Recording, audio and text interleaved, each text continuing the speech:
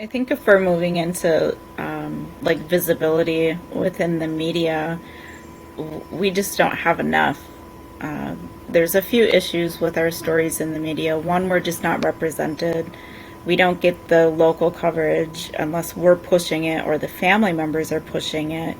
Like, hey, our loved one has gone missing and murdered. Can you put this on the local news? Let alone like national or global coverage, which it really should be at this point and beyond. I think about how many missing and murdered cases have occurred just in Montana or South Dakota, and the amount of flyers that we see coming out of those areas, and I think just all across Turtle Island, but these two areas specifically, is like 20 to 30 flyers for missing young women, Indigenous women, a month. Like, why is this not sounding an alarm? Why is this not global news? And I hate to ever compare one person's trauma and pain to another, but I think it really triggered a lot of us as advocates and survivors was the Gabby Petito case and the response that her family was given when she went missing. Immediately, it was global news. There were entire teams coming out to search for her. And that should be the response. That we're not saying that shouldn't have happened. That should absolutely be the response. But why are our Indigenous women and young girls not getting that type of a response? The physical response and the media response.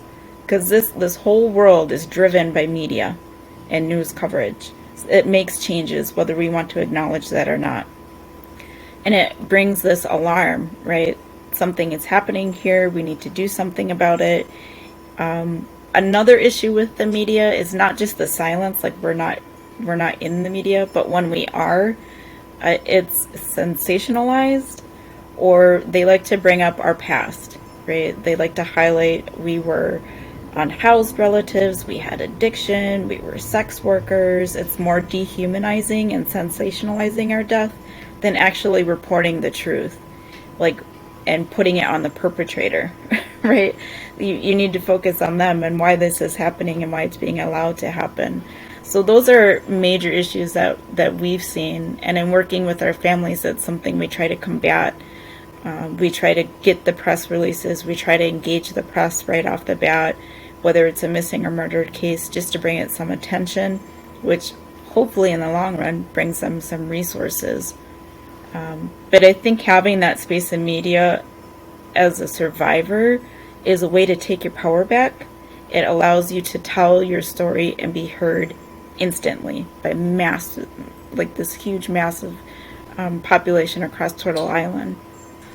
Yeah, I agree with you, Kristin. I think that racism is alive and well in the media, and you see that on what they choose to cover or choose not to cover. It really saddens me when I do see one of our relatives make the media, and again, you're right, they are misrepresented or misclassified. The report that Kristin mentioned earlier was a case study, and they really took like a sample, and in that sample they were finding that they were misrepresenting or going against their own standards of journalism and reporting, saying that certain Indigenous people were sex workers or they were addicts, when really that is a very small percentage, if at all.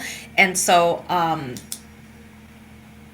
it's unfortunate. It makes me sad that when they do make the news, that's what comes out of it, or there's a sense of victim blaming, and because then you're right, we don't get the resources that are due us. The victims' families don't have voices. So it's all about representation and awareness. We know that in terms when any missing or murdered, when that happens to anybody, to anyone's family, and so the media is a huge part of that. I think so. I think about, Kristin, the numbers, and there's also one county in California that's just got, I think it's hundreds of missing Indigenous women. And if you think that and I'm just going to say it, if they look like me, blonde hair, blue eyed, this would be the National Guard would be called out. This would be huge. It wouldn't be allowed to go on.